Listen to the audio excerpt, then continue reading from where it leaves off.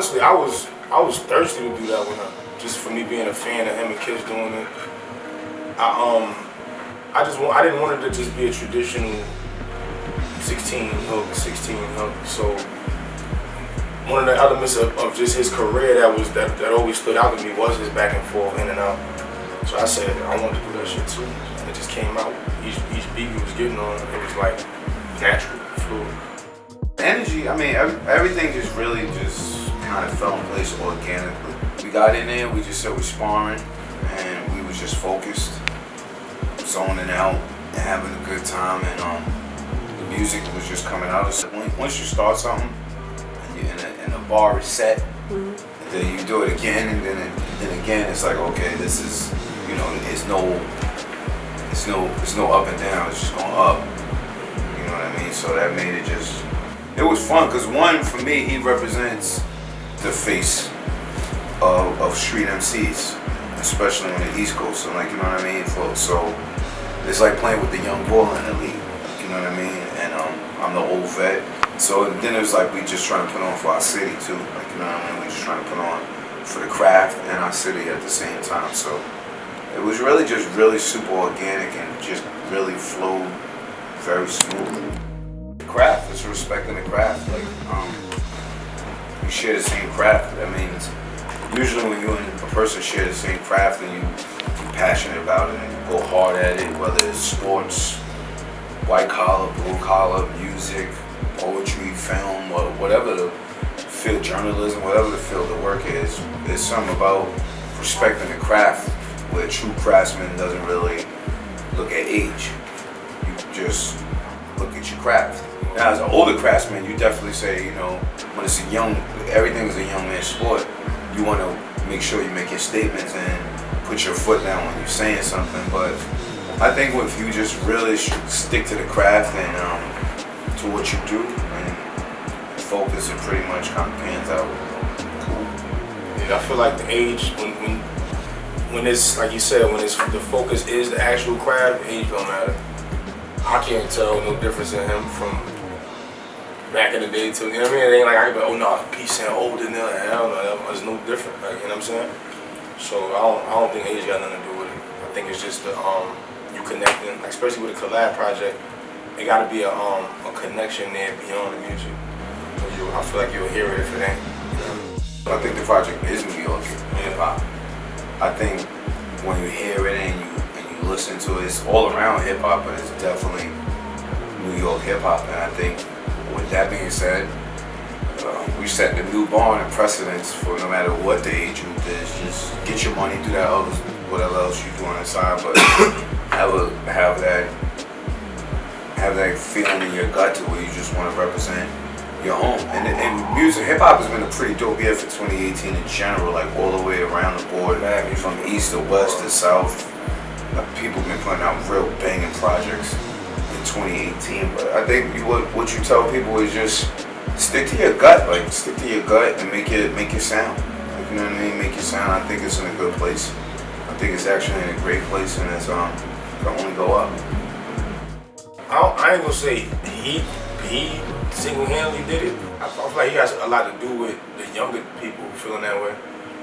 But I just feel like it's always been differences in rap in New York. You had the Locks, then you had Onyx. Like, in New York, you had different energies, different dudes that was just rapping dope, dudes that was telling stories, dudes that was, it was different lanes in it. So I think that's what's dope right now, that everybody's not just saying, alright, to be a dope New York artist, you gotta rap this way. You know what I'm saying? I feel like it's dope that it is being spread across the board right now.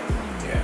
But if you don't log into Instagram, you won't see him saying that. Like, you gotta go online to see these things or hear these things. Like, so I feel like that's two different worlds. Like, you gotta mix them because we live in the internet world, but with me, I like to stay on what I stand on and represent what I represent from where I'm from. You know what I mean? I just feel like Beloved is a testament to that. With me and him, like, we both caught that way and just ran with it. You know what I mean? I believe it was a chance for it. Like, I feel like it was stronger, like, crews back in the day. You had Rough Riders, you had Murder Inc., you had Rockefeller, like, and they was a part of the label, but they was like their own crew. You know what I'm saying? I feel like now there's a lot more independent artists that don't really have to, they don't have to depend on the label. You know what I mean? So just with you knowing that, I feel like that takes from them labels being them dynasties like they might have been back in the day. You know what I mean? But for the people that are on them labels, that are waving that flag going hard, they can happen. They can come back around. My answer is kind of weird. I feel like that's a good thing and a dope thing, only if they're gonna respect the artist's brands. Yeah. Like if they're not gonna do that and work with the artists they have as brands, as building their brand, or like looking at it as brand partnership, then it's a waste of time. Like for well, Rock Nation is not an old one. Like I say about Rock Nation, I like them because the system's not antiquated.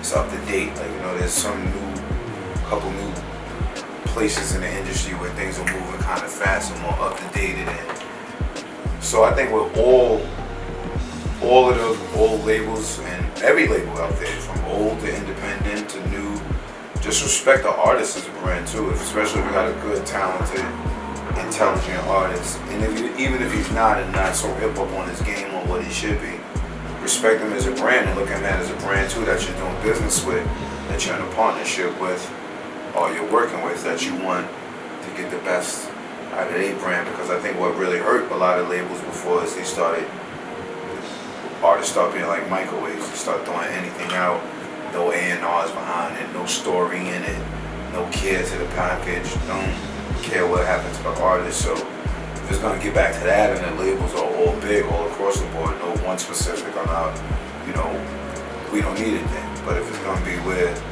everyone's being smart and really respecting brand partnership, perfect. There's one I want to change a little. I don't regret it. It just doesn't fit me anymore. That'd be I have hope for the best and expect the worst.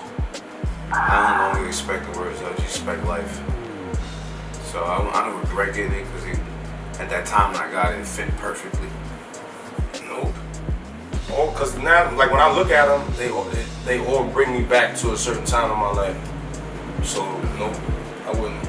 Okay, well that's a first. I might have waited because I feel like I got a lot of tats. Like when I was like dead broke, where I had to like mess with the tat dude around the corner, like the work he had. And then when I got a couple dollars, I could give it some official tat people. So now they like mixed all over. So I might have waited until you know what I'm saying? I might have went ass hard early on. I'd have waited till I could afford dope tattoo. Okay. I got this right now. That's my newest one. Beloved. Nice. David Precise. New That's Jersey. fun. Love is love. What about you? Mine's probably be my cousin, Mugga.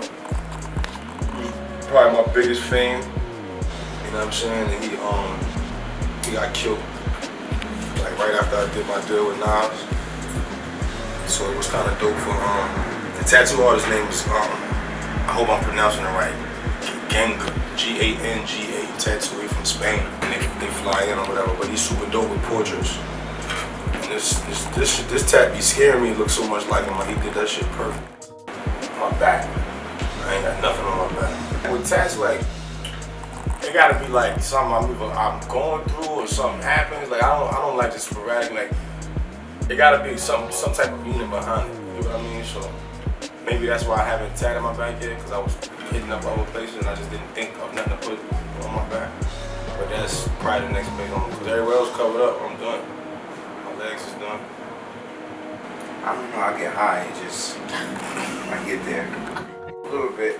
That's what I'm trying to fill in, like, because I got big tattoos, so I actually trying to do a lot of little fillings, like on my arms. You know, a little storyline of my own.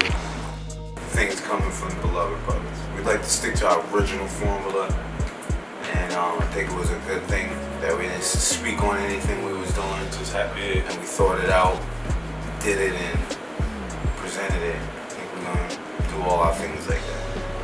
You know? Never know. You didn't know this one was coming.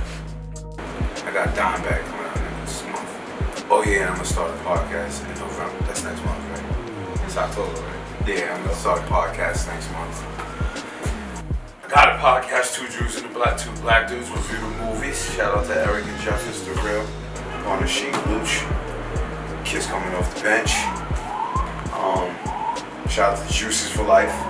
Shout out to Pharmacy for Life. Just trying to stay busy and stay working, stay focused. Stay on the 1-2. Beloved, man. I'm working on my album. Crazy. My debut